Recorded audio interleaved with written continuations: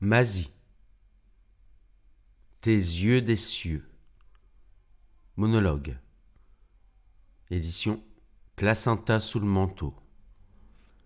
À François Rousseau. Tous ces moments se perdront dans l'oubli, comme des larmes dans la pluie.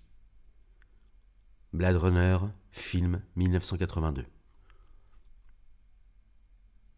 Chapitre 1. Bon, j'ai 1 heure. 1 heure pour ne plus te voir, pour t'aimer, te racoler. 1 heure pour oublier, reconstituer le présent dans son énième passé, t'oublier, sinon mourir. Ton cœur était détaché du mien comme du tien. Tes reins, en revanche, utérin, tout terrain, des tenailles, des tenailles, à la portée de tous les fous sans nom, des noms oubliés, par mégarde, par un soir. Pas un soir, tu t'essayas à t'asseoir en mon nom sur le phallus de ma liberté, mon nom. Je n'étais pas fou, j'étais fou de toi. 1000 nuits et un cul, le tien. Tout terrain m'aimait. Après 3 jours, tu m'oubliais, puis me revenais 8 jours plus tard. Me revoici, à présent, là, devant toi qui ne me vois, puisque tu n'es pas là, mais devant toi quand même, ou toi derrière moi. Je n'ai jamais vraiment su où tu étais placé. Dans les coulisses, me soufflant la vie, ou devant moi, dévisageant mes remords, mes masques, mes visages. Ou devant moi encore, toi voguant face à l'horizon. Et une fois que tu auras traversé l'horizon, que te restera-t-il ? Des saisons à blêmir, un océan tropical à franchir, 3 fuseaux horaires à décaler et 2 générations à qui tu tairas ma disparition 30 ans auparavant. J'ai pris ce train, aujourd'hui pour te retrouver ce soir. Toi mon projecteur, moi ton ombre, nous la terre entière, tes reins les miens la galaxie, et notre orgasme l'univers. J'ai pris ce train pour m'assurer de ne rien oublier en t'oubliant. J'ai laissé les clés sur la porte. Je m'en fous, je ne reviendrai pas. Sur ce trousseau, il y a toi, nous et les autres. Derrière cette porte, il y a moi te retenant de ne pas la franchir, de ne pas me fuir encore et tellement de fois déjà. Sur le palier, mes petits négros d'1m80 qui entrent et qui sortent tous les quarts d'heure et que j'aime bien parce qu'ils sont beaux dans leur misère que tu as toujours négligé. Tu voulais du beau, du propre, de l'efficace. Tu auras eu un écran plat. Sur cet écran, jamais de poussière. Sur ce plat, toute ta vie. Une série à l'eau de rose, des roses sans épines et un prince sans nom. Un prince sans pustule, ni coassements insistants d'un crapaud éperdu. Un fou, somme toute. Ne t'es-tu pas appliqué à ne t'entourer que de fous ? Des fous jamais fous de toi, des zombies qui traînent la patte, car leur folie ne fut pas assez folle pour traverser le marécage des peurs et des lois. Mes petits négros d'1m80 qui entrent et qui sortent tous les quarts d'heure, les plus normaux, les plus nobles, les plus dansants sous la pluie battante, les plus encensés la nuit venue des résines ardentes, ces guenilles noires des Bordeaux, ces guenilles de Suif, ces olivans animistes, au lit comme on lit au banc. Insensé, ils parlent, te souhaitent de doux rêves dans le félin vaudou, de belles sèves coulant dans ton après-midi astral. Eux, le paysage, toi, la fille sage, moi, le projo, le prolo, le gadjo, qui veille à ce que tout soit en ordre, en belle comédie, en de jolis petits drames, mais pas trop, non, pas trop. Il ne faudrait pas que je te blesse de trop, mon bel airain de sorcellerie. Hier, je suis allé voir maman. Elle n'avait pas une grande forme, mais elle était présente quand même. Elle m'a demandé si tu m'aimais encore un peu ou plus du tout. Je n'ai pas trop su quoi lui répondre, à part lui demander si elle voulait ma chatte. Elle m'a répondu « Certainement pas. Elle est à toi cette chatte. Occupe-t'en au lieu de t'en débarrasser ainsi. Si tu fais pareil avec les filles, je comprends mieux où tu en es maintenant, mon petit gars. » puis lui ai dit que je partais et que je ne la reverrais pas. Elle a pleuré, m'a demandé de quitter les lieux, puis est entrée dans un état mutique profond. Je lui ai fait un gros bisou sur le front, sur les larmes de ses joues, les enlacé dans le peu d'espace libre qu'il m'était donné de le faire, puis suis parti. J'ai retrouvé Christophe. Il la voulait sans concession, cette petite chatte que tu aimais tant. Elle est à lui à présent, à moi dans mon absence, à toi dans tes rêves. Je suis parti. Seuls Chris et Ma furent mis au courant. Papa, quant à lui ai laissé un mot.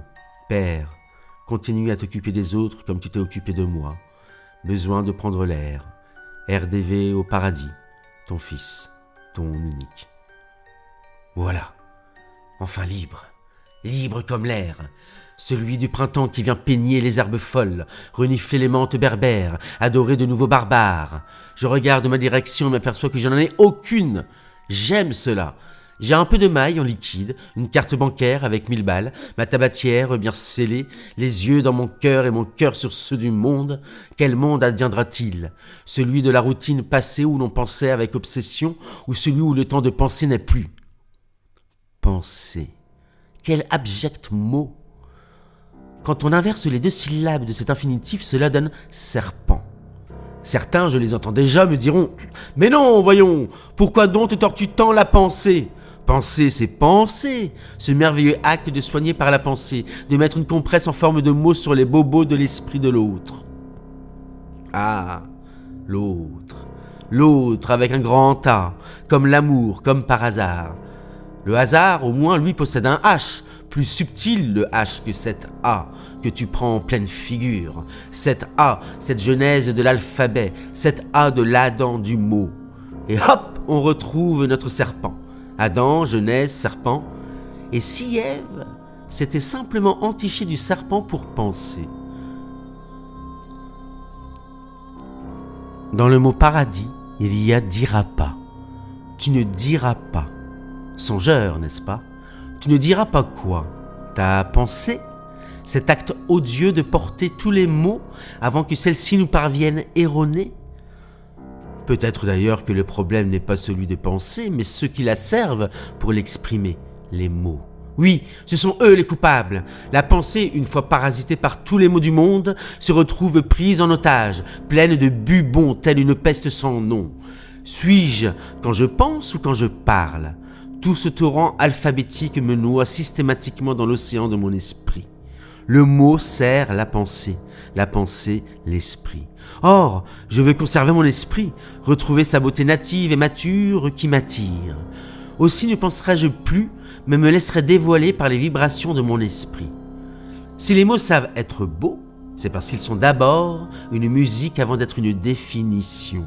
Oui, je pars avec la valse des mots, la sonate de mes pensées, l'opéra de mon esprit. Le serpent n'aura qu'à bien se tenir s'il souhaite buffer avec moi. Car si lui ment par les mots, la musique jouit par la clarté de sa vibration. Ô mon doux serpent, confesse-toi entre mes sons. Une javanaise sortira de tes écailles, ta langue rapide se ralentira, tes yeux imperturbables s'affaisseront, les paupières de ta prière me susurreront. Je t'aime, mon amour. Laisse-moi anesthésier ton âme, mon venin n'est plus. Seul se réchauffe mon sang dans le pouls de notre danse lente. Je suis parti avec cette javanaise que je gardais à mon esprit. Elle laissait le trousseau sur la porte. Que les gens se servent, ma maison est la leur à présent. Je ne suis plus propriétaire ni plus locataire. Je ne suis qu'une racine, un tronc, un ramage, un pollen, un vent, une rencontre. Je suis le temps, le présent, la mémoire entre ses veines, une héroïne, un hashish, une eau, un verre, une satiété, une réponse. Je suis.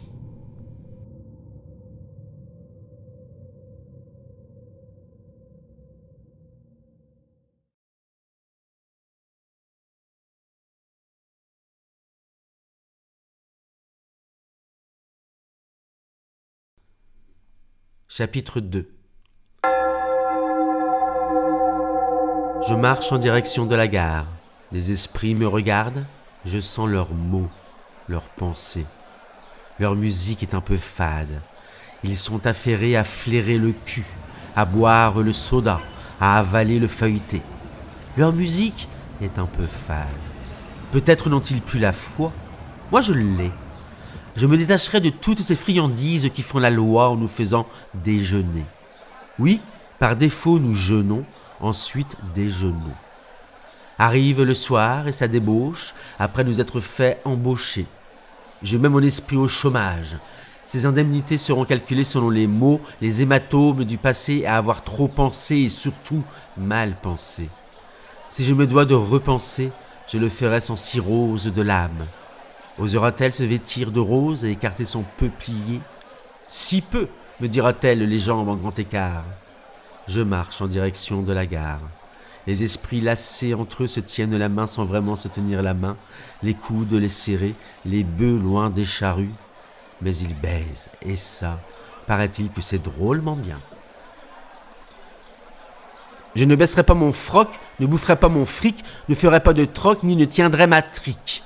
Moi, c'est Patrick, enchanté.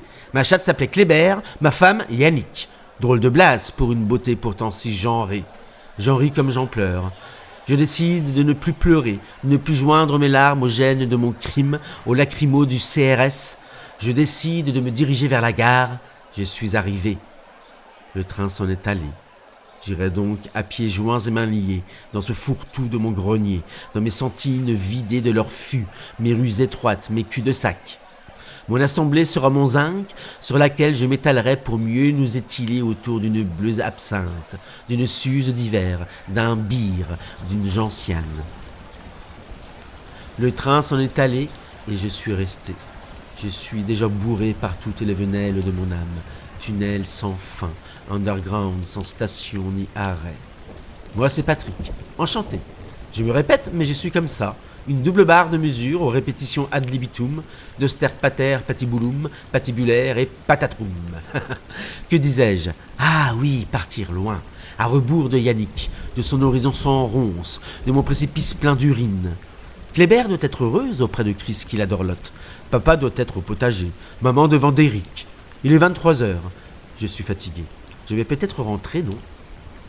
Ne sera-t-il pas ridicule de rentrer après m'être présenté comme un capitaine domptant sa liberté ? Je ne suis pas même sergent.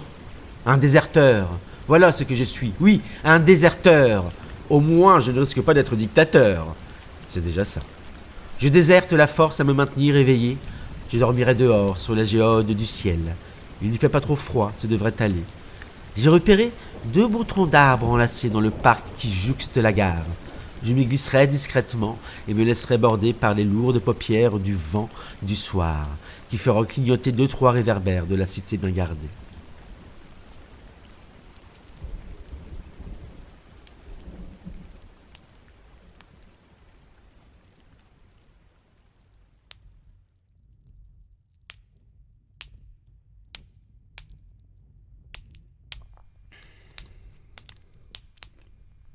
Mon habitat est confortable.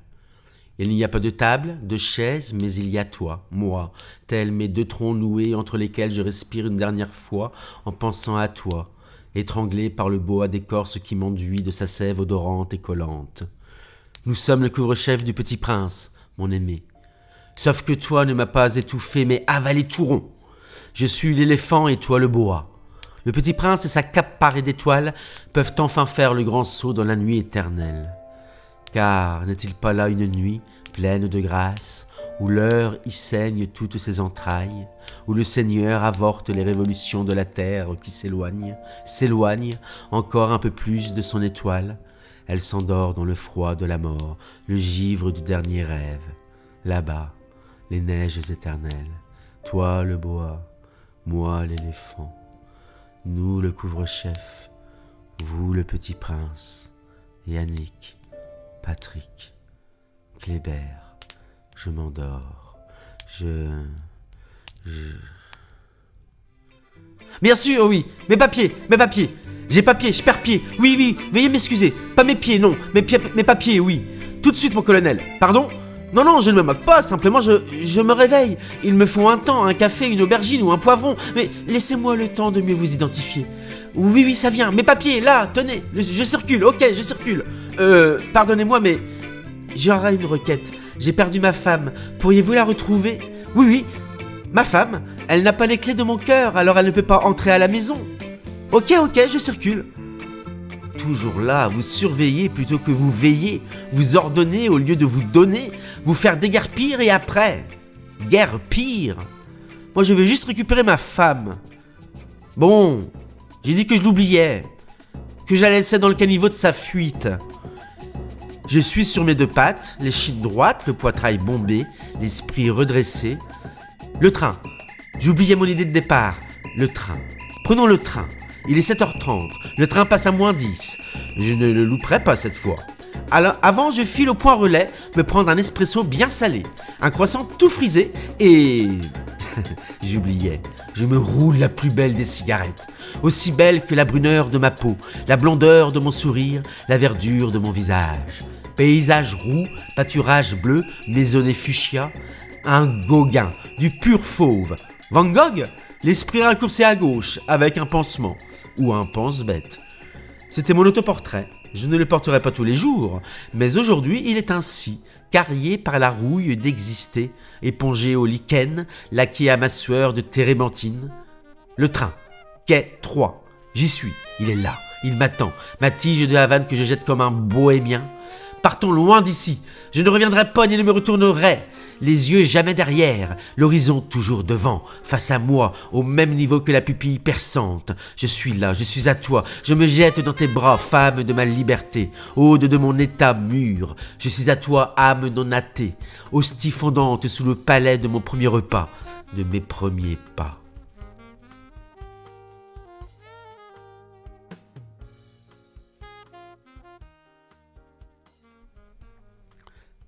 Chapitre 3.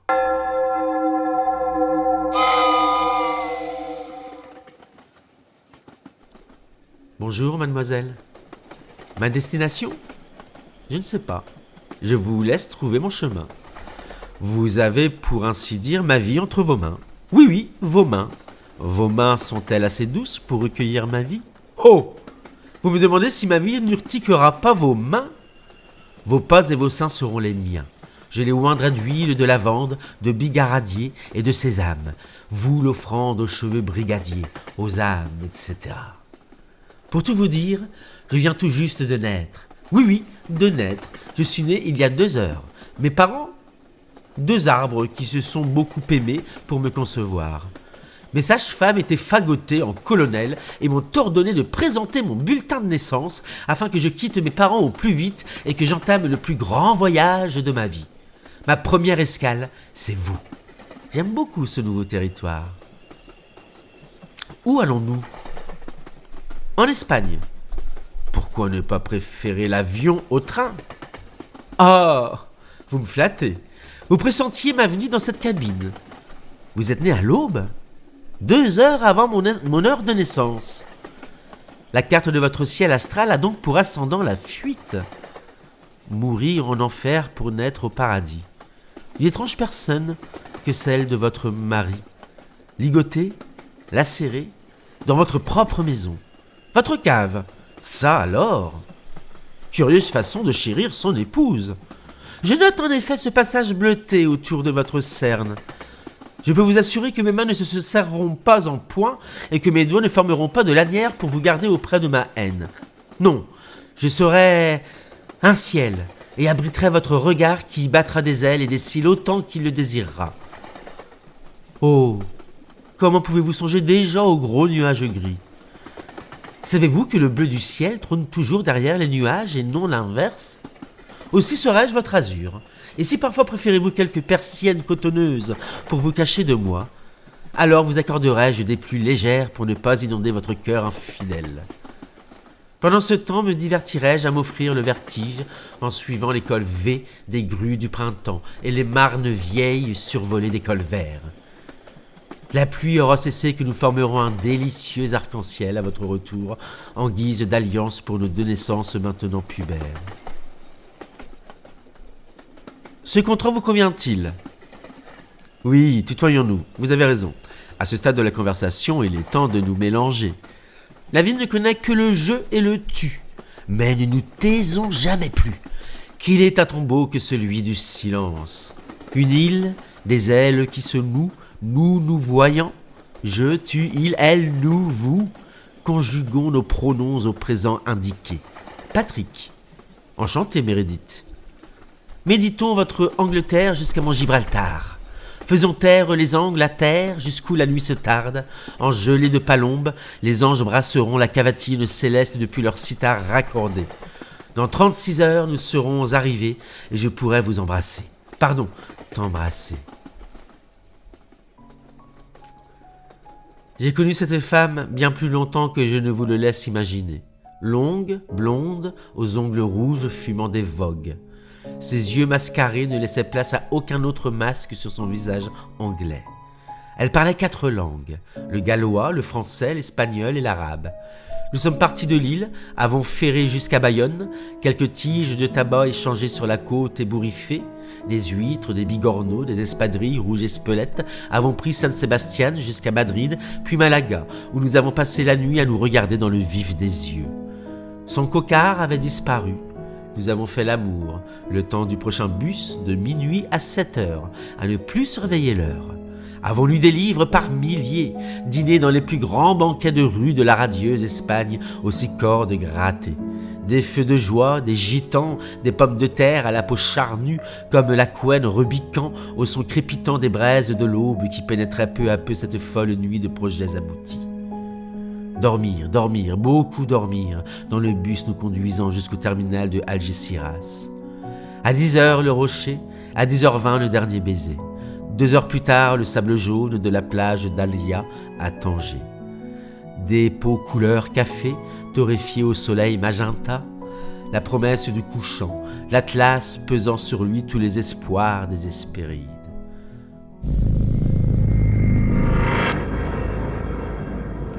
J'ai fait un rêve, un piteux rêve, impie que je suis. Je me suis endormi à l'Atlas du Maroc, boulevard Blanqui. Quel idiot!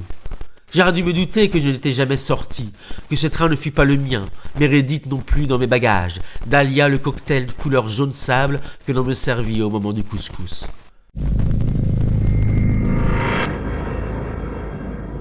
J'ai fait un rêve, un piteux rêve, depuis chez moi dans mon studio, mon PC portable ouvert sur la page web des avis à propos de l'Atlas du Maroc. Edith, 24 janvier 2027. Très bon resto, des tagines colorées et un méchoui très tendre. Le personnel est aux petits soins. Nous reviendrons. Un piteux rêve. Pas même mon studio à Poincaré. Une cave, des cafards, un Jafar au turban roux, la bouche bâillonnée, le nez écrasé, les mains lacérées. Je ne sais pas où je suis. Je ne me souviens plus comment je suis arrivé ici, comment en Miami, transporté, balancé. Je me souviens seulement d'une Mérédith que j'avais commandée sur un site de pute en ligne. Je suis allé à son appartement situé au Nau, près de l'école Saint-Exupéry, puis j'ai péri. Je vous parle, mais par la pensée seulement. Je ne peux pas même marcher, déambuler, ouvrir les yeux et vous aimer. Je peux seulement vous alerter par mon absence que je suis là à vos côtés si jamais je vous manque. Je crois que cela fait des mois que je suis là, ou une semaine, à peine, ou 2 jours, quelques heures. Demain, je ne sais plus. Je crois aussi qu'ils ont mis les infos, ici, dans cette cave où je suis. Que ma disparition fut soudaine, que des meutes de chiens furent déployées, des bataillons de gendarmes, mes amis, des amis. Nous sommes en 2027. La virtualité est à son comble. La pensée est matérialisée. Elle n'a plus besoin de son corps pour balbutier une idée, un mouvement d'esprit, un trait de folie. Nous convoquons nos volontés en nous rassemblant dans l'esprit universel que traversent les radicaux libres.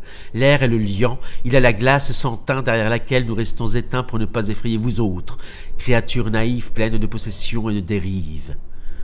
Que devenir après cela? Vous le récepteur, moi l'émetteur. Ils ne savent pas que je vous parle. Ils n'ont aucune projection, aucun négatif en leur possession. Nous sommes la chambre noire où tout y est renversé. Nous serons révélés à la fin de cette heure passée à vos côtés.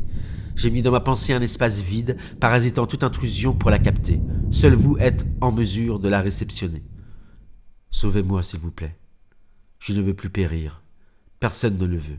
Alors moi, encore moins. Retrouvez-moi. Parlez de moi à toutes les foules de votre espèce. Vous êtes uniques. Vous êtes ce soir où je m'émeus devant vous, cet après-midi où je vous ai rencontré, ce matin où vous m'avez jeûné comme un carême pieux et dévot. Aidez-vous les uns les autres au midi de ma mort. Je les entends venir, ils se concentrent autour de moi. Vous vous dispersez loin derrière. Vous avez peur, vous aussi. Peur qu'ils vous attrapent et vous séquestrent comme ils l'ont fait pour moi.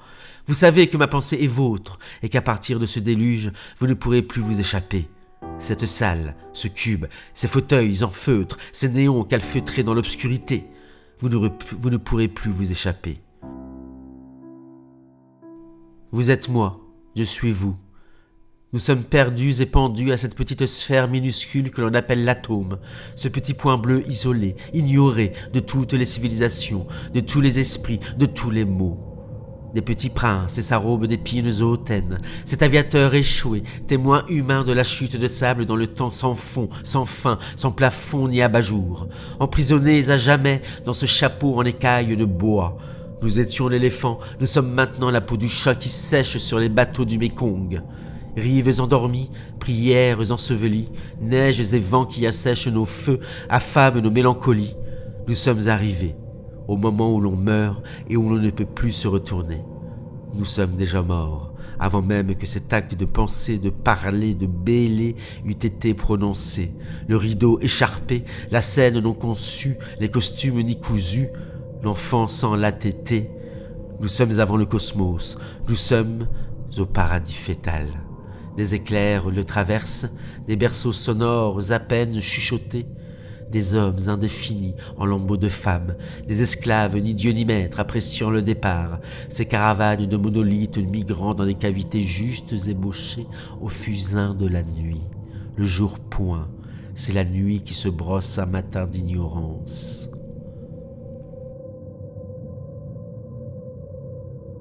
Chapitre 4. J'ai bu, beaucoup trop. Les oiseaux ont cessé de chasser l'air, les chats de se plaindre, les chiennes de miauler leur puberté et les mâles de bâtir. Je suis coincé entre la fantaisie d'exister et la chaconne de me répéter à l'infini. Avez-vous déjà noté que tout cela n'était pas très sensé? Aimer l'est-il pour autant? Vivre ne nous positionne qu'en un instinct animalier. Manger, boire, baiser, dormir. Pour ce qui est du reste, penser, écrire, payer des impôts, dénoncer son voisin, ayons au moins la dissemblance d'aimer, la ressemblance de ridiculiser celui qui nous fait de l'ombre par son talent de mieux paraître que nous-mêmes. Perdus au milieu d'un lac d'éther, rien autour à des années-lumière, tout au centre de notre joli petit nombril, comment poursuivre le drame de se suicider pour un patron qui nous a licenciés? Le patron n'y est pour rien, il n'est qu'une ordonnance à un système auquel lui-même est esclave. Mais à part cela, tes yeux, ton nez, tes oreilles, ta bouche, ton corps, ils sont notre costume de cosmonaute dans cet espace oxygéné dans lequel nous nous mouvons. Nous émouvoir? Une pensée religieuse pour nous distraire de n'être que des bêtes, des choses en mouvement, aléatoires dans un territoire qui grouille de tiroirs automatiques et irréfléchis. Mais pour ce qui est d'aimer, Jésus n'aura qu'à revenir, non plus une mise à mort par un tiers sur un bois qui a pris l'eau, mais une euthanasie payée par le contribuable. Jésus n'aura qu'à revenir et écrire sur sa pancarte de carton en tout clochard céleste qui soit et vieux bouffeur de crack derrière les roseaux épluchés du Jourdain séquestrés par les ordures. Cessez d'aimer, c'était une farce. L'amour n'est que perdition, le diable lui-même déjà l'avait compris. À mon tour, je vous le dis, en vérité et non plus en mensonge, n'aime plus ton prochain comme tu aimerais qu'il te trahisse, ni comme un chien que tu aimerais qu'on abandonne. Ô toi, catharsis effrayante de la morale épuisée, seringue vidée de son luxe coupable, cheveux humiliés par une chimio archaïque. Ô toi, Dalila de mon dos tourné, paysan aux mains recourbées, toi le bureaucrate sans chaise, vous les sonotones, les cannes blanches, les virgules asphyxiées, jeu sans as, sans valet, joker cynique, roi bandit, reine pute, héritiers ingrats, que des pléonasmes. J'adore le caviar. Mais à part m'en offrir la délectation dans un discount au moment des fêtes pour 10 € la capsule, je ne peux décidément pas l'accompagner d'une vodka attablée au bar chic du centre pour 100 € le quart d'heure. J'ai bu. Beaucoup trop. Je crois les entendre derrière cette porte lourde et cadenassée. Ils vont rabouler, me dessouler, labourer mes sillons éthyliques, rapiécer mes lambeaux d'esprit, accorder au diapason humain mon cerveau haineux, ma phobie des chèvres, mes gros mots caverneux, mes loups de nez mangés en cachette, couper les ongles autrefois trop longs sur le tableau crissant, la craie noircie, l'éponge de vinaigre crasseuse comme ma leçon mal apprise, mes multiplications divisées dans ma tête difforme, ma géométrie dépliée, décollée, l'hameçon découvert, ma fourchette, mon couteau présenté à mon âme sans estomac, ni son, ni résonance. Seul, je suis sous cette camisole. Je suis le zoo, le chimpanzé. J'épluche vos cacahuètes, vos bananes écrasées, et vous mate déguster le délicieux mafé, cet agneau émincé dans son beurre d'arachide. Avaler ce lait fouetté à la glace, au passiflore, moi dérivant, m'échouant sur le rivage d'une machine à écrire, et cette page blanche sur laquelle j'insère mes fientes ordonnées pour donner un peu de relief à cette trop vaste blancheur, cette immaculée, cette inconception de l'enfer, ce braille du dernier été. Je suis le trou noir, la pupille, vous êtes le paysage, le sourire, ma reconnaissance. Ça y est, je me réveille enfin. Je suis un peu sédaté. Vous êtes beau dans ce vitrail qu'incarne mon église. Bourses et soutanes, quincailleries et sultanes, l'ours, la rivière, la Seine, le fleuve, non l'animal roux, non plus le dernier repas, l'aube pétillante. Par ici, Paris, Cordoue m'a bien-aimé, Ouida m'a libéré, Californie m'a faille, et toi, Yannick, Meredith, Kléber, mes défendus par-delà l'hérésie, mes combatives, mes associatives, mes ivres et dérives, mes volcans réveillés, mes missiles interceptés, j'oscille, je trébuche, me redresse, et enfin, là, devant moi, les yeux là, le pouls faible, la respiration incertaine, je vois mon ombre. Elle sommeille entre vos mains. Vous la consolez de n'être qu'une ombre, et je me laisse aller dans votre berceuse infinie de vous, recueillie de moi. Moi l'ombre, moi l'homme, l'ambré, nous le monde, le lilas, le sol ciré, le soleil luisant, un accord de sol majeur irrésolu sur son 7e ciel. Dieu est fatigué, il va aller se reposer. Et nous allons le veiller. Partons maintenant. Il est temps de souffler la dernière lumière, de vider le grenier et ne jamais plus oublier. Souvenons-nous que nous devons partir et laisser place au reste. Dieu est fatigué, laissons-le se reposer. Nous reviendrons dans 1000 années et recommencerons tout de A à Z. Mais entre-temps chérirons la lettre du milieu, celle de notre alphabet, la 13e, juste avant que tout bascule en N. La lettre M. M, M, M.